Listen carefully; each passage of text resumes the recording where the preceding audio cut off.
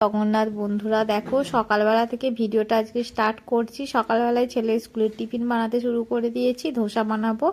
এখানে ছোলার ডাল আর বিউলির ডাল আর কি দিলাম, 5 ফোড়ন দিয়েছিলাম আর কারি পাতা ফোড়ন দিয়ে আমি পেঁয়াজ দিয়ে আদা রসুন টমেটো সব কিছু দিয়ে আমি আমার মতো করে বানিয়েছি। দেখো তোমরা হয়তো বলবে এইরকমভাবে বানায় না, কিন্তু আমি এইভাবে বানিয়েছি, সেটাই তোমাদের সাথে শেয়ার করলাম।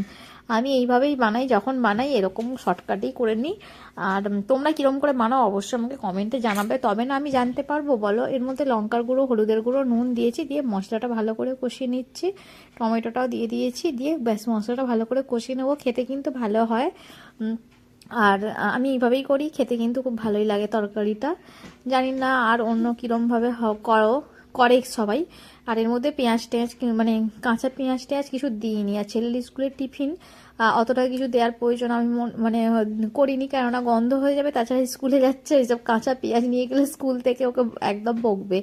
আর এইটা করছি আমার বরের জন্য, আমার জন্য বানাচ্ছি। এইটা লাস্টে 1 চামচ এই চালের ব্যাটারটার মধ্যে 1 চামচ দিয়ে দিয়েছিলাম বেসন দিয়ে করেছিলাম। বেসন দিয়ে করলে একটু খড়খড়ে হচ্ছে ঠিক কথাই, কিন্তু আমার ব্যাটারটা একটু মোটা হয়ে গেছিলো, আর একটু পাতলা করার প্রয়োজন ছিল। আর এখানে এই যে বরকে খেতে দিয়ে দিয়েছি, বর খাচ্ছে। কি কি রান্না করেছি আজকে কিছুই শেয়ার করতে পারিনি। তার কারণ হচ্ছে কিছুই কারণ নয়। এখানে যে ছেলের মাছ ভাজা আর এই যে করলা আলু ভাজা করেছি। না বাবা, এখানে কলমি শাক ভাজা আছে, মাছের ঝাল আছে এই যে, আর এখানে ভাত। আজকে কিছু করিনি। আর ভাতের সাথে আলু সিদ্ধ দেওয়া আছে, ওই জন্য ভাতটা একটু বেশি বেশি দেখতে লাগছে। ব্যাস এইগুলোই আজকে খাবার রান্না করেছি। চলো মাছটা ছাড়িয়ে ছেলেকে খাইয়ে দিই। বর আস্তে আস্তে সেই 3টে পার করে দেবে, 3:30 পৌনে 4টে বেজে যাবে। ছেলেকে আগে খাইয়ে দিই চলো। এইটা নিয়ে এসেছিলাম সন্ধ্যেবেলা, আজকে শুক্রবার, এটা বসাবো এই যে কচুয়াটাও। তার জন্য দেখো এখানে চন্দন নিয়ে নিয়েছি, এখানে গঙ্গা জল, এখানে দুধ, ফুল অল্পই ছিল, ধান, তুলসী পাতা। চলো এগুলো দিয়ে করাই যান। যে কচুয়াটা আমি ঠিকঠাক করে পুজো করেছি কিনা আর ঠিকঠাক করে বসিয়েছি কিনা তোমরা যারা জানো অবশ্যই আমাকে বললো। আমি কিন্তু কিছু খারাপ ভাবো না, আমার ভুল ত্রুটি না বললে আমি জানবো কি করে বলো তো। দেখো পাগুলো জলের থাকবে সেরকম পর্যন্ত জল দিয়ে দিয়েছি, ফুল চন্দন, পায়ে চন্দন, একটু ধান, একটু তুলসী পাতা, চন্দন দিয়ে সব কিছু দিয়েছি। আমি আমার মতো করে করেছি, আমি না জানি না কি করে কি করতে হয়। আমি জানি এটা বিষ্ণুদেব, সেই জন্যই আমি যতটা পেরেছি আমি আমার মতো করে করেছি। তোমরা অবশ্যই আমাকে কমেন্টে কিন্তু জানাতে ভুলো না।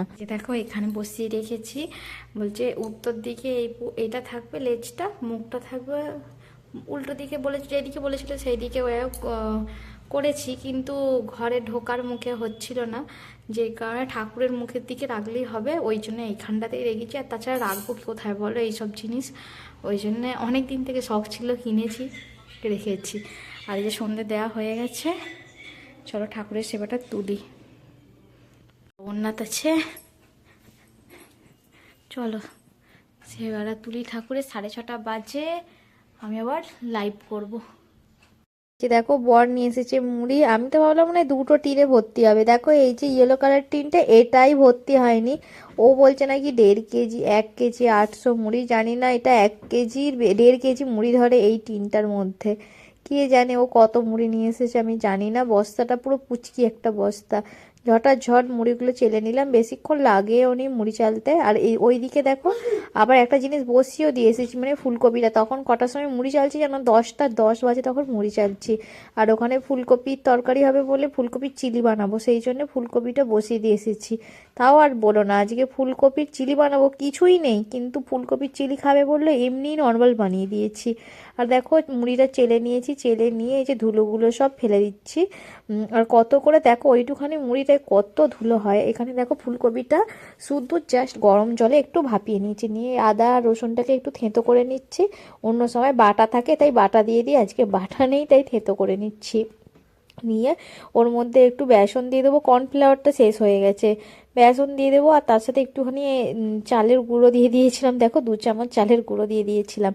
শুধু বেসন দিয়ে করলে যদি ভালো লাগবে কি না লাগবে, ওই জন্য বেসনের সাথে চালের গুঁড়ো দিয়ে একটু আদা রসুনের ওই যে বেটে রেখেছিলাম, মানে থেতো করে রেখেছিলাম, সেটা দিয়ে লঙ্কার গুঁড়ো, হলুদের গুঁড়ো, নুন এইসব দিয়েই আমি ব্যাস করে দিয়েছি।